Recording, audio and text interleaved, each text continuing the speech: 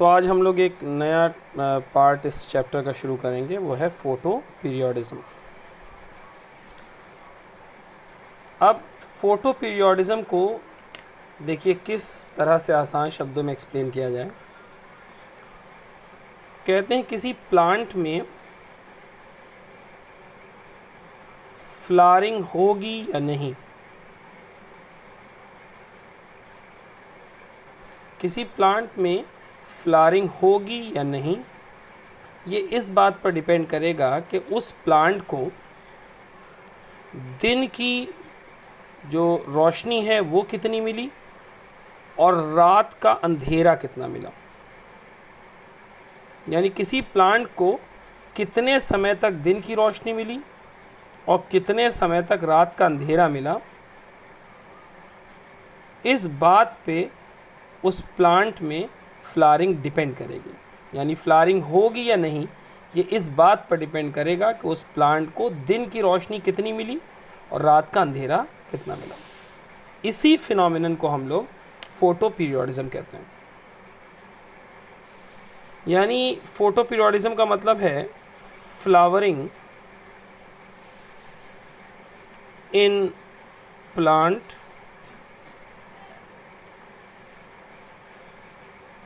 to the changes in the relative length of day and night। Flowering इस बात पर depend करेगा कि उस प्लांट को कितना दिन का उजाला मिला है और कितनी रात का अंधेरा मिला। अब हम लोग यहाँ पर शुरू करते हैं कि जितना दिन का उजाला किसी प्लांट को मिलता है, यानी लेंथ ऑफ डे, कितनी देर तक दिन का उजाला मिला, जो लेंथ ऑफ डे है इसको कहा जाता है फोटो पीरियड। Photo period. और कितना रात का अंधेरा मिला, यानी लेंथ ऑफ नाइट, ये कहलाता है स्कोटो पीरियड। स्कोटो पीरियड, ये स्कोटो पीरियड है। अब हम लोग आते हैं नेक्स्ट पार्ट पे इसके। किसी प्लांट को कितना दिन का उजाला चाहिए है फ्लावरिंग करने के लिए, इसके आधार पर प्लांट को 3 कैटेगरीज में बांटा गया। यानी किसी प्लांट को कितना दिन का उजाला चाहिए है फ्लावरिंग करने के लिए, इसके आधार पे प्लांट्स को 3 पार्ट में बांटा गया।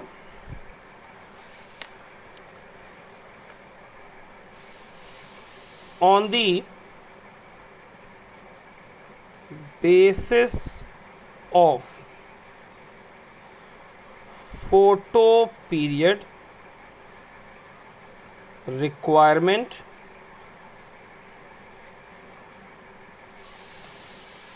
plants are divided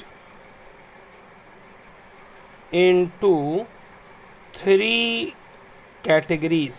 3 कैटेगरीज में प्लांट को डिवाइड किया गया।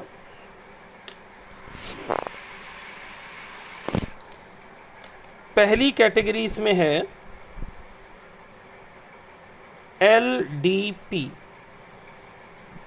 LDP का मतलब होता है लॉन्ग डे प्लांट्स।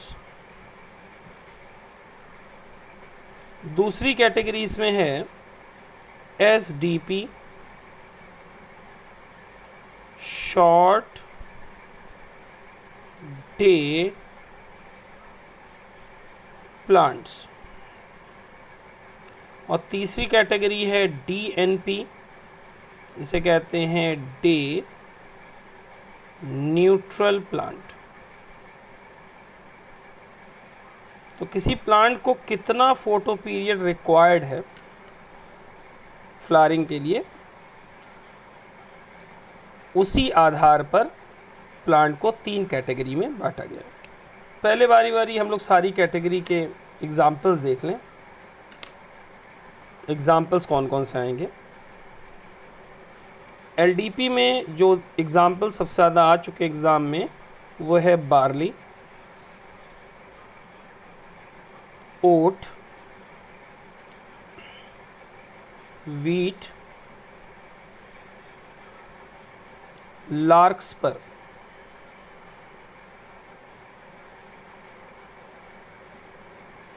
और एसडीपी में जो एग्जाम्पल्स हैं जो मैक्सिमम आए हुए हैं वो है राइस, दूसरा है सोयाबीन और तीसरा है ज़ैंथियम।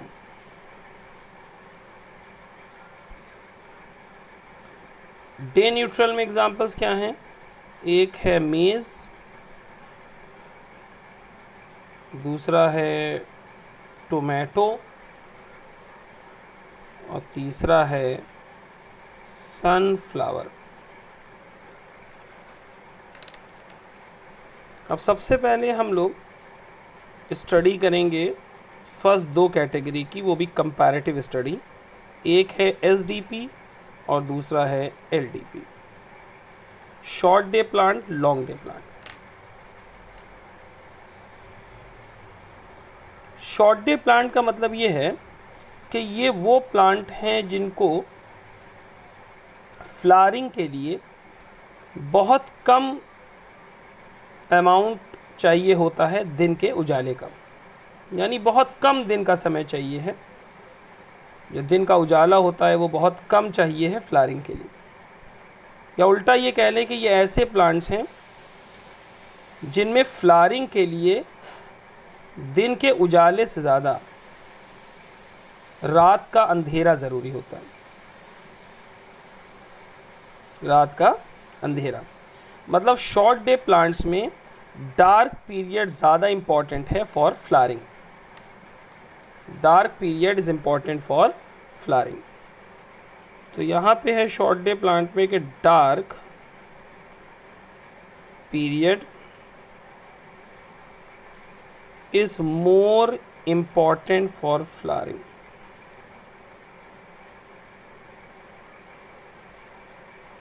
मोर इम्पॉर्टेंट फॉर फ्लावरिंग। यहाँ पर देखिए नाम से पता चल रहा है लॉन्ग डे प्लांट्स, मतलब ये वो कैटेगरी है प्लांट्स की जिनको फ्लावरिंग के लिए बहुत ज़्यादा समय दिन के फ्लावरिंग के लिए जो फ्लावरिंग के लिए दिन का जो उजाला है उसको बहुत लंबे समय तक चाहिए होता है। यानी यहाँ पर हम कहेंगे कि photo periods is more important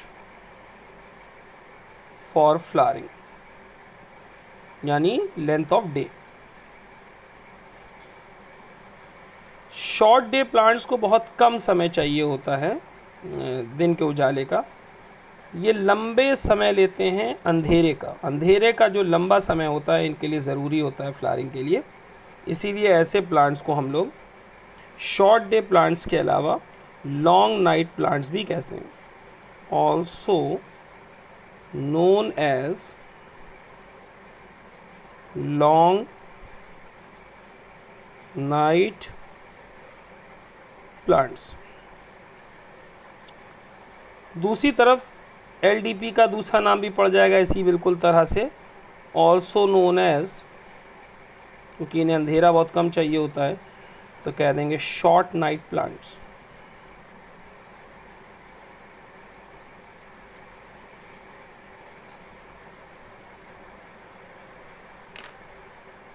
अब नेक्स्ट देखा जाए इसमें,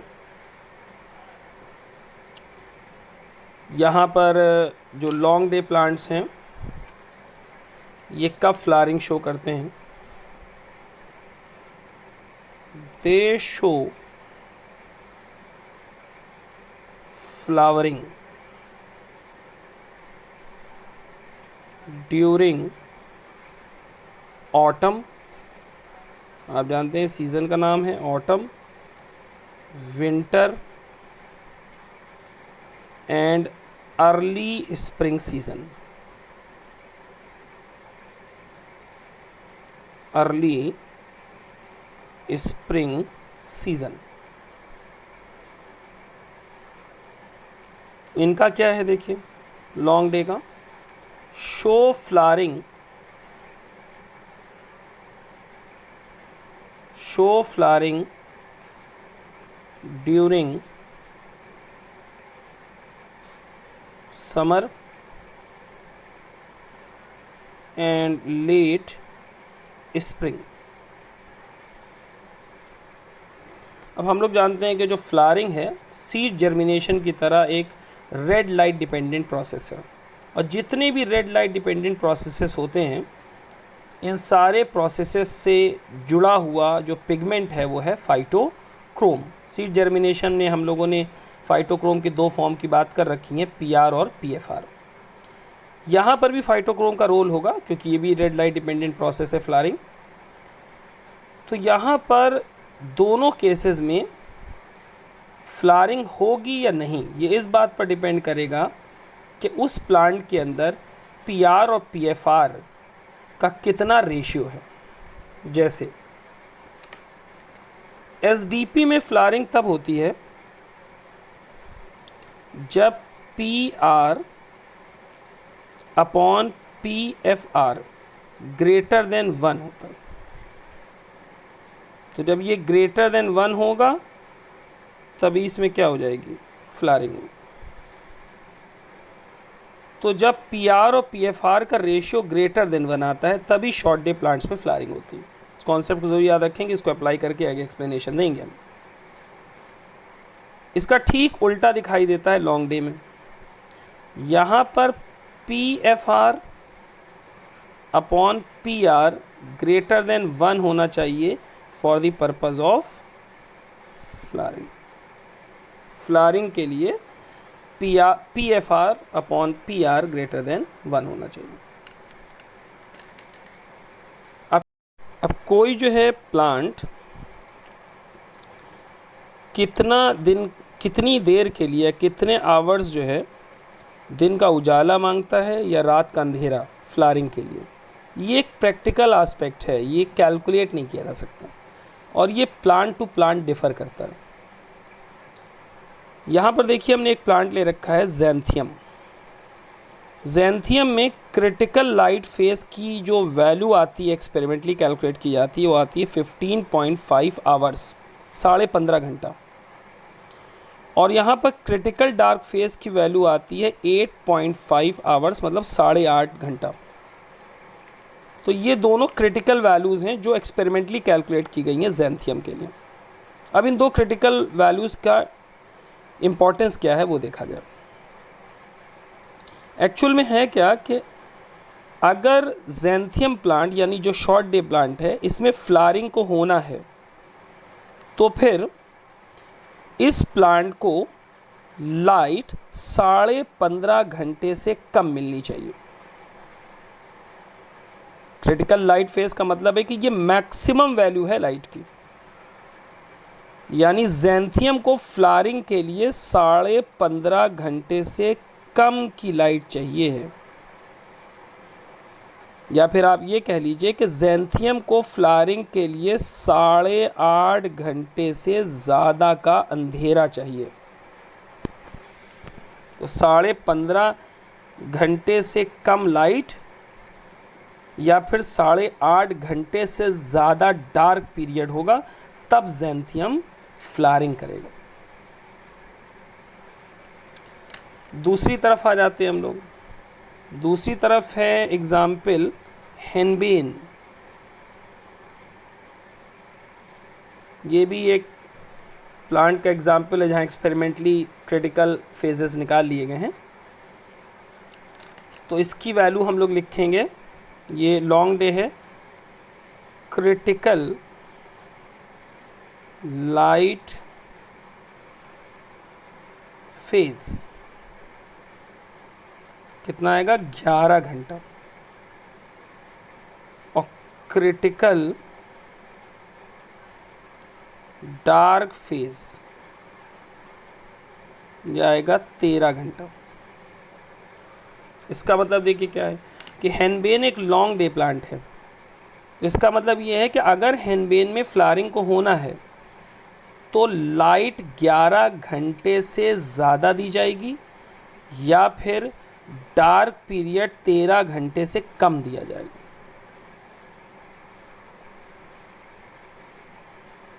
तब कहीं हेनबेन प्लांट फ्लावरिंग करेगा। तो ये जो है एक्सप्लेनेशन है ज़ैंथियम और हेनबेन के केस में। यहाँ हम लोगों ने जो है दोनों को वैल्यूज़ ले रखी हैं। अब हम लोग जो बात करेंगे वो शॉर्ट डे प्लांट्स में फ्लावरिंग की करेंगे।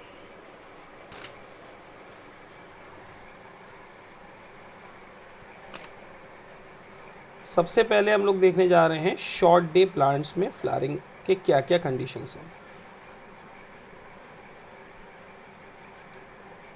शॉर्ट डे प्लांट्स,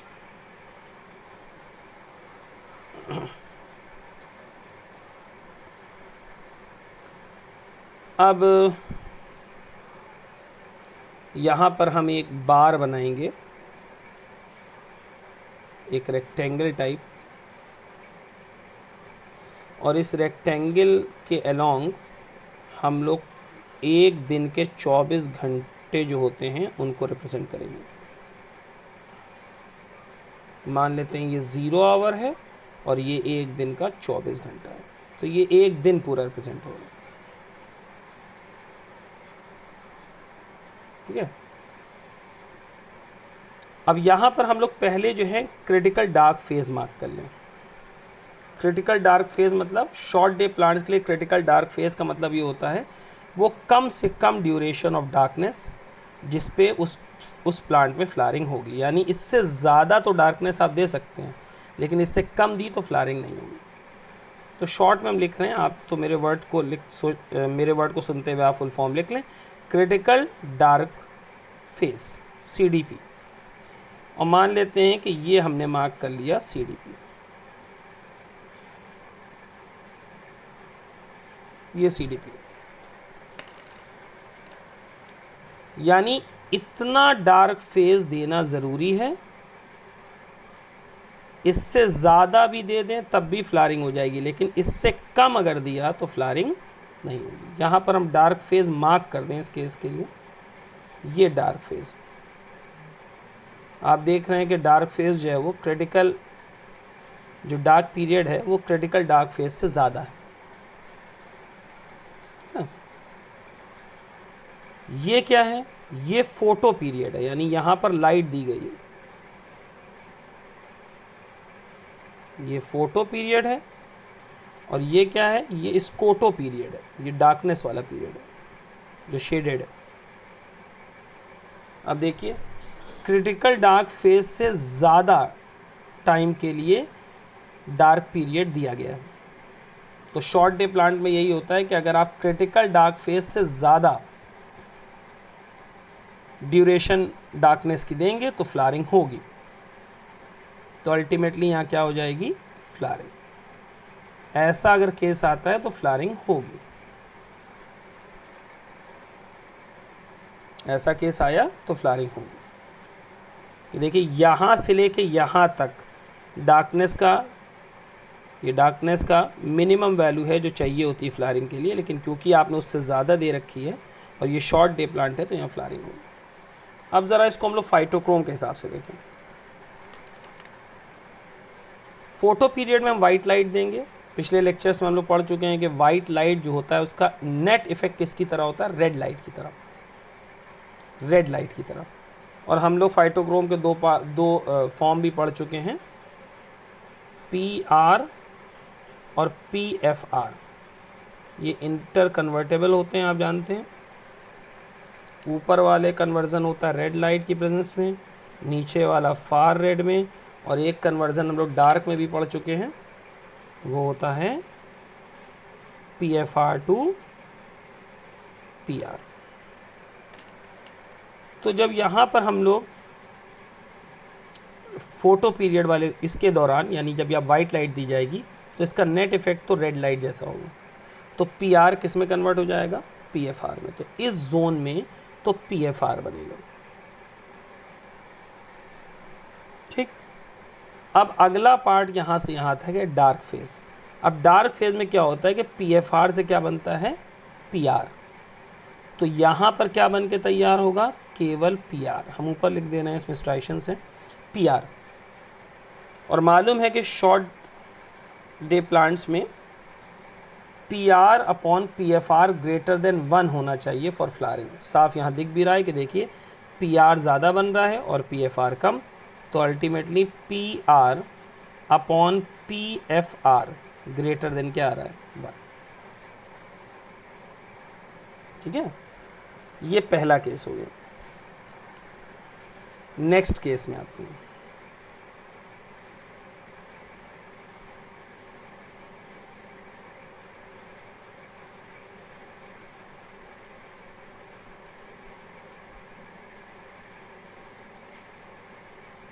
ये नेक्स्ट केस। फिर 24 आवर्स, ये डार्क फेज है।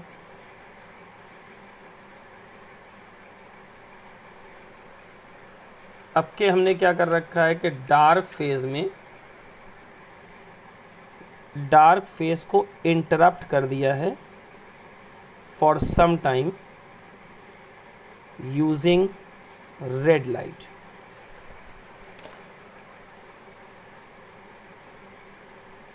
ये पूरा डार्क होता था, इस डार्क में एक छोटा सा हिस्सा जो है हमने वो किसका डाल दिया, रेड का। अब ये देखना रहेगा कि फ्लावरिंग होगी या नहीं होगी। तो यहाँ पर आप देखिए कि जो डार्क फेज है उसमें आपने रेड लाइट दे दी। अब रेड लाइट का मेन काम क्या होता है, पी एफ आर को बनाना। तो अल्टीमेटली देखिए यहाँ डिनोमिनेटर में पी एफ आर है, पी एफ आर बढ़ता जाएगा। यहाँ पर इस रेड लाइट को यहाँ पर देने से पी एफ आर बढ़ेगा, और जब पी एफ आर बढ़ेगा तो P R upon P F R ratio disturb हो जाएगा। P R upon P F R ratio disturb हो जाएगा, यानी अब P R upon P F R ratio less than 1 आ जाएगा। और अगर ये लेस देन 1 आ गया तो यहाँ क्या नहीं होगी, कहते हैं कोई फ्लावरिंग नहीं होगी, नो फ्लावरिंग, नो फ्लावरिंग। अगले पार्ट में देखिए, फिर से हम लोग बना रहे हैं वही 24 आवर वाला।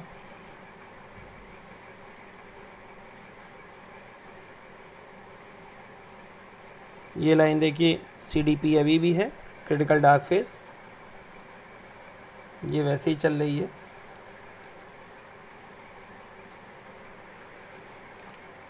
फिर से हम डार्क फेज बना लें।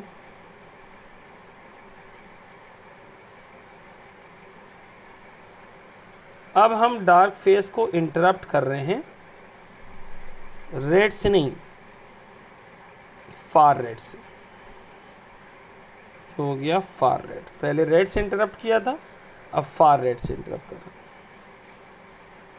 अब फार रेड का काम क्या होता है, देखिए फार रेड क्या करता है, पीएफआर को पीआर में कन्वर्ट कर देता है, यानी पीआर का कॉन्सेंट्रेशन बढ़ता जाएगा और पीएफआर का कम हो जाएगा। तो ultimately PR upon PFR ratio फिर ग्रेटर देन क्या आ जाएगा, 1।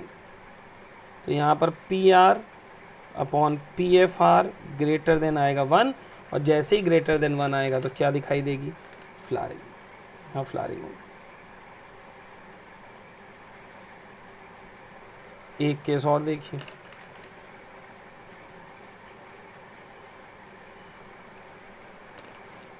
अगला केस है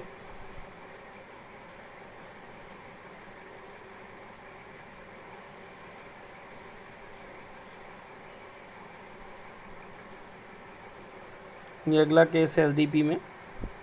अब के हमने डार्क फेज को बिल्कुल भी डिस्टर्ब नहीं किया, पूरा डार्क फेज वैसे ही।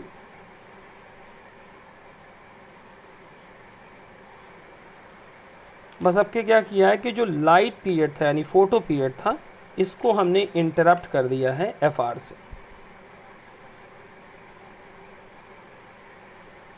ये एफ आर है। अब क्या होगा भाई, एफ आर के जैसे पी आर बढ़ने लगेगा। तो पहले ही जब ये नहीं था, इस दो डायग्राम को कंपेयर करिए, तो P R upon P F R पहले ही ग्रेटर देन 1 होता था। अब अगर यहाँ पर आपने एफ आर दिया तो पी आर की वैल्यू और बढ़ेगी। तो पी आर की वैल्यू बढ़ेगी तो P R upon P F R और ज़्यादा बढ़ जाएगा। तो अल्टीमेटली क्या होगी, यहाँ पर फ्लारिंग होगी। ये सब एस डी बी के केस हैं। इसके बाद आ जाते हैं हम लोग आगे। देखिए नेक्स्ट केस ऐसा है कि इसमें हम पूरा डार्क पीरियड दे देंगे, 24 घंटे डार्कनेस। तो ये तो सबसे ज़्यादा फेवरेबल कंडीशन है। पूरे में आप डार्कनेस दे दीजिए तो जितना पी एफ आर है सब पी आर में कन्वर्ट हो जाएगा। तो अल्टीमेटली रेशियो कैलकुलेट करें तो P R upon P F R तो 100% ग्रेटर देन 1 होगा। तो क्या होना चाहिए, फ्लारिंग। लेकिन इस केस में एक इम्पॉर्टेंट पॉइंट भी है, वो देखिए। पहले तो ये लिख दिया हमने, कहा फ्लारिंग होगी, कोई प्रॉब्लम नहीं। इस केस को याद रखिए। इस केस के लिए एक इम्पॉर्टेंट बात आपको बताएं। इस केस में पूरा डार्क पीरियड होने की वजह से लाइट मिल ही नहीं रही है, तो फोटोसिंथेसिस तो नहीं होगा।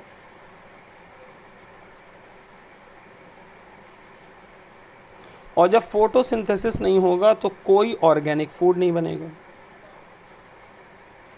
अब जब कोई ऑर्गेनिक फूड नहीं बनेगा तो अल्टीमेटली कोई एनर्जी नहीं होगी। तो भले ही यहाँ पर कंडीशन फ्लारिंग के लिए सूटेबल हो, तब भी फ्लारिंग नहीं हो पाएगी।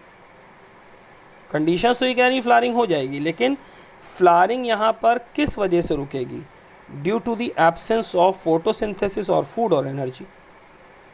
तो अगर आप चाहते हैं कि 24 घंटे डार्क फेज आपने दिया तब भी फ्लारिंग हो जाए, तो आपको बाहर से कोई एनर्जी का सोर्स प्रोवाइड करना पड़ेगा प्लांट को, और वो एनर्जी का सोर्स होगा in the form of sucrose.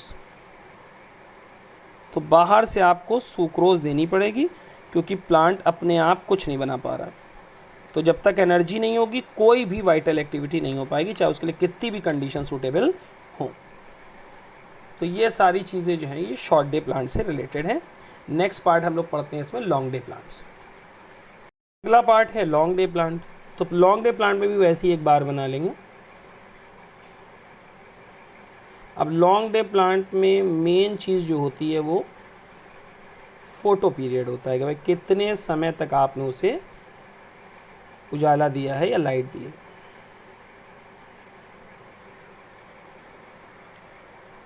अब यहाँ पर हम क्रिटिकल फोटो पीरियड मार्क करेंगे।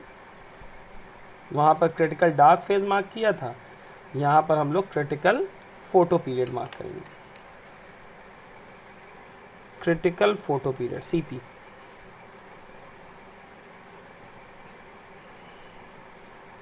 नीचे तक ले जा रहे हैं क्योंकि अभी 2-3 केसेस और बनाने पड़ेंगे इसके। अब हम लोग पहले इस पे डार्क फेज बना लें।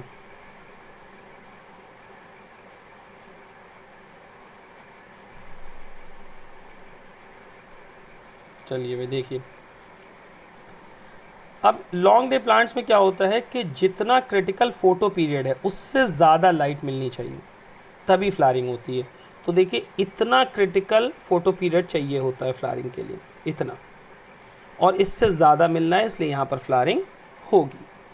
तो सबसे पहले तो आप लिखेंगे कि फ्लारिंग है। अब फ्लारिंग होने के लिए लॉन्ग डे प्लांट में पीछे हम एक कंडीशन बता चुके हैं, वो कहलाता है P F R upon P R greater than 1। यहाँ पे आप साफ देख भी सकते हैं, ये आपने वाइट लाइट दी।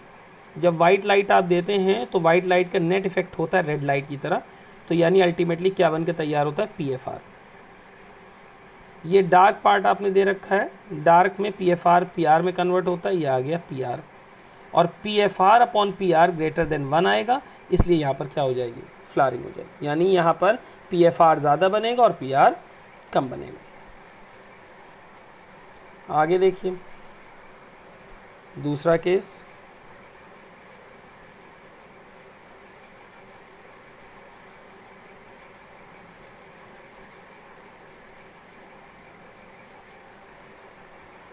दूसरे केस में पहले हम डार्क पीरियड दिखा दें, ये डार्क पीरियड है और इसको थोड़ा सा इंटरप्ट किया गया है विद रेड, इसको रेड से इंटरप्ट किया गया डार्क पीरियड। तो लॉन्ग डे प्लांट में डार्क पीरियड का कोई ज़्यादा महत्व नहीं होता, वहाँ तो फोटो पीरियड का होता है। तो यहाँ जब ये आर दी जाएगी तो पीएफआर बनने लगेगा। अब जब पीएफआर बनेगा तो पहले ही पीएफआर ज़्यादा था, अब पीएफआर और ज़्यादा बनने लगा, तो ultimately PFR upon PR greater than क्या होगा 1। तो अल्टीमेटली यहाँ क्या होगा, फ्लावरिंग होगी।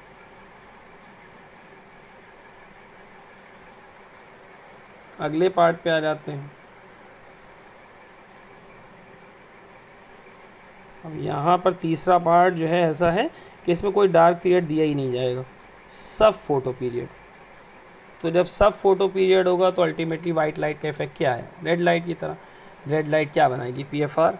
तो अल्टीमेटली पीएफआर बहुत ज़्यादा हो जाएगा, तो PFR upon PR greater than 1 होगा। अल्टीमेटली क्या दिखाई देगी, फ्लावरिंग दिखाई देगी।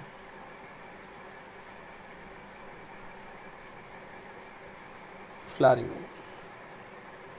अब नेक्स्ट आता है इसमें कैटेगरी डे न्यूट्रल प्लांट्स की। अब डे न्यूट्रल प्लांट्स को हम लोग पढ़ भी चुके हैं भाई, डीएनपी कहते हैं, और एग्जांपल्स पीछे पढ़े हैं हम लोगों ने।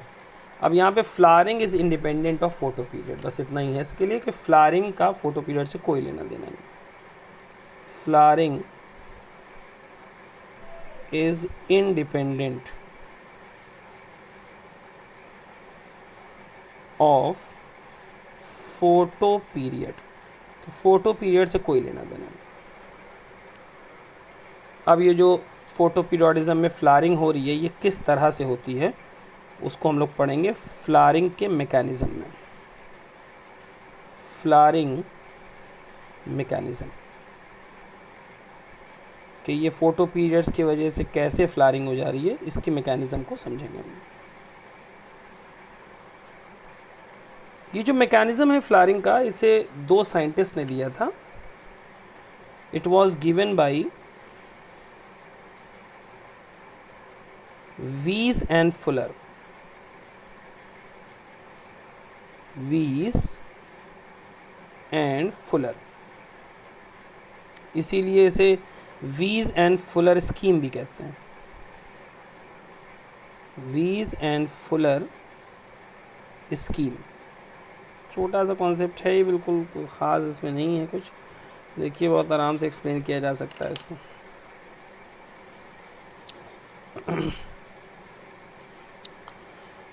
ये आपने ले लिया सॉइल सरफेस। सॉइल सरफेस के बाद ये स्टेम है, ये हमने नीचे की तरफ रूट दिखा दिया। ये जो है हम लीव दिखा दे रहे हैं।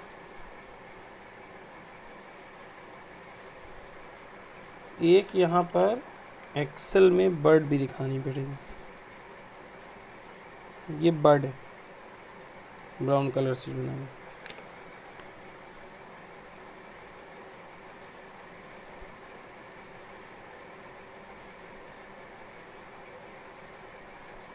ये आ गया, ठीक।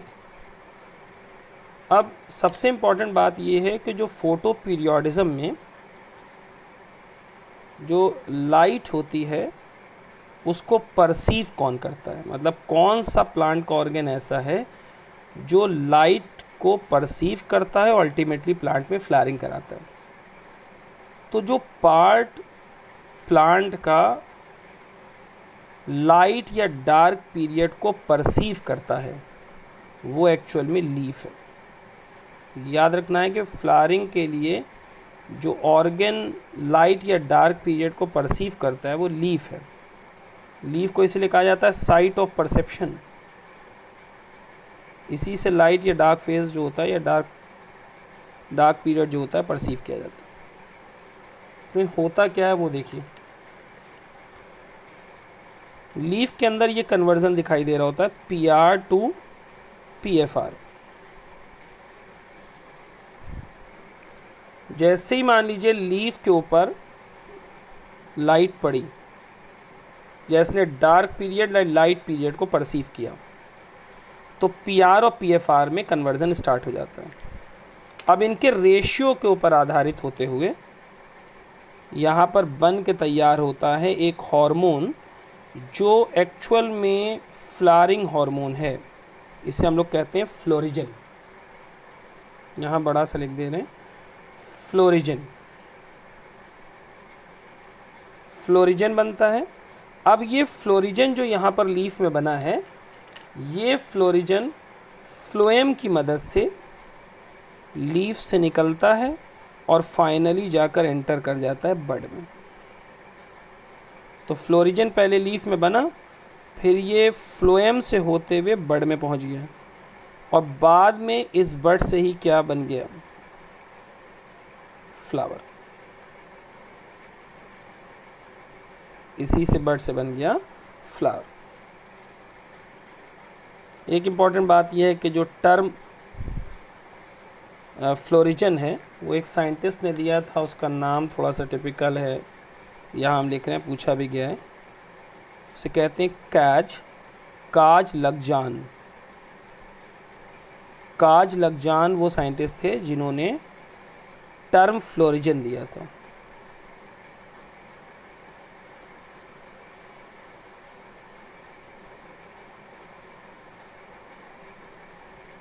टर्म फ्लोरिजन दिया था। तो अल्टीमेटली जो है ये बात यहाँ तक पूरी हुई। आगे देखिए, जो फ्लोरिजन है ये एक हाइपोथेटिकल हार्मोन है। फ्लोरिजन एक हाइपोथेटिकल हार्मोन है। इसे अभी तक एक्सट्रैक्ट नहीं किया जा पाया। मतलब ये सिर्फ हाइपोथेसिस है कि हाँ भाई ऐसा हार्मोन बनता होगा और वो जाके बड को फ्लावर में कन्वर्ट कर देता होगा। ये हाइपोथेटिकल हार्मोन है फ्लोरिजन। तो यहाँ पर इंपॉर्टेंट पॉइंट लिख लीजिए कि फ्लोरिजन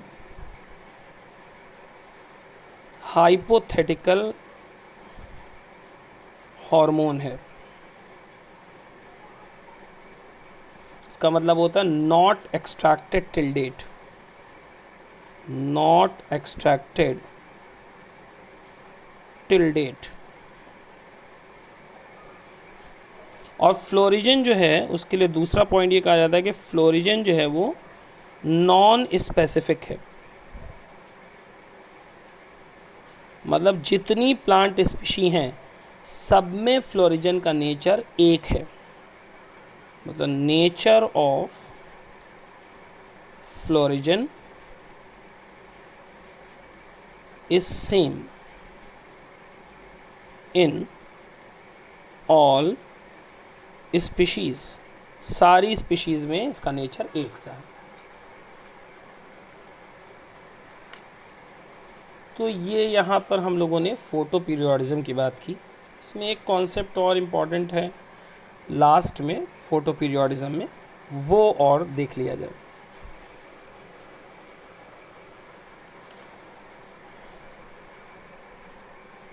हम लोग बात करते हैं पहले LDP की। अभी अभी पढ़ा कि LDP में फोटो पीरियड का महत्व होता है। कितना उजाला आपने दिया, कितने ज़्यादा समय तक उजाला दिया, इस पर डिपेंड करेगा LDP फ्लावरिंग कर रहा है या नहीं कर रहा। तो अगर हमने LDP को करेक्ट फोटो पीरियड नहीं दिया, if correct photo period is not given, तो क्या होगा? कहेंगे उसमें फ्लावरिंग नहीं होगी। तो अगर करेक्ट फोटो पीरियड आपने नहीं दिया LDP को तो फ्लावरिंग नहीं होगी। और फ्लावरिंग अगर LDP में नहीं हो रही है करेक्ट फोटो पीरियड ना देने की वजह से, और ऐसे LDP को आप जिब्रेलिक एसिड सप्लाई कर दें। फोटो पीरियड आपने नहीं दिया प्रॉपर, लेकिन आपने उसे जिब्रेलिक एसिड दे दिया, तो देखा ये गया है कि इसमें फ्लावरिंग हो जाती है। याद करिए जब जिब्रेलिक एसिड पढ़ा रहे थे तो कहा था कॉजेस फ्लारिंग इन LDP, तो आज उस पार्ट को पूरा कर रहे हैं, तो फ्लारिंग प्रेजेंट हो जाएगी। अब ये एक्सप्लेन कैसे किया जाएगा कि भाई फोटो पीरियड तो दिया नहीं आपने, GA दिया और फ्लारिंग हो गई, जबकि लॉन्ग डे प्लांट में फोटो पीरियड का बड़ा महत्व होता है। अब होगा क्या इसमें कि साइंटिस्ट का ये व्यू है कि फ्लोरिजन हार्मोन जो है वो दो चीज़ों से मिलके बनता है, एक जिब्रेलिक एसिड और दूसरा कहलाता है एंथेसिन। दो केमिकल से मिलके बनता है फ्लोरिजन, जिब्रेलिक एसिड और एंथेसिन। जब किसी प्लांट को हम करेक्ट फोटो पीरियड, जब किसी LDP को करेक्ट फोटो पीरियड नहीं देते तो उसमें GA की डेफिशिएंसी हो जाती है। ये पार्ट जो फ्लोरिजन के अंदर वाला पार्ट है, ये फ्लोरिजन के दो हिस्से हैं, इसमें ये वाला हिस्सा जो है वो डेफिशिएंट हो जाता है। तो जब GA वाला हिस्सा डेफिशिएंट हो जाता है, कब डेफिशिएंट होता है? जब आप LDP को करेक्ट फोटो पीरियड नहीं देते। तो जैसे ही GA डेफिशिएंट होगा, फ्लोरिजन जो है उसकी एक्टिविटी स्टॉप कर जाएगी, काम ही नहीं कर पाएगा, क्योंकि इसमें पर्याप्त मात्रा में जिब्रेलिक एसिड नहीं है। अब अगर आपने यहाँ पर जिब्रेलिक एसिड सप्लाई कर दिया, फोटो पीरियड नहीं दिया आपने लेकिन जिब्रेलिक एसिड दे दिया, तो अल्टीमेटली जिब्रेलिक एसिड यहाँ पर डेफिशिएंट अमाउंट को पूरा कर देगा। जैसे ही जिब्रेलिक एसिड इस डेफिशिएंसी को कंप्लीट कर देगा या समाप्त कर देगा, फ्लोरिजन काम करना शुरू कर देगा और LDP में फ्लारिंग हो जाएगी। तो क्योंकि हमने वहाँ पढ़ा रखा है आपको जिब्रेलिक एसिड इंड्यूसेस फ्लारिंग इन LDP, तो यहाँ ये कहना ज़रूरी था। अगला पार्ट देखें, SDP short day plant. Short day plant में फ्लारिंग तभी होती है जब आप उसे करेक्ट स्कोटो पीरियड देते हैं, यानी डार्क पीरियड। तो अगर उसे डार्क पीरियड नहीं दिया गया proper, if correct photo period is not given, तो क्या होगा?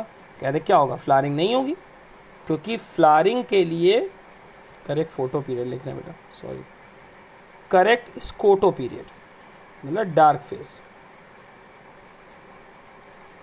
तो अगर आपने उसे करेक्ट स्कोटो पीरियड नहीं दिया तो उसमें फ्लारिंग नहीं होगी, क्योंकि उसमें स्कोटो पीरियड की ही इंपॉर्टेंस है शॉर्ट डे प्लांट में।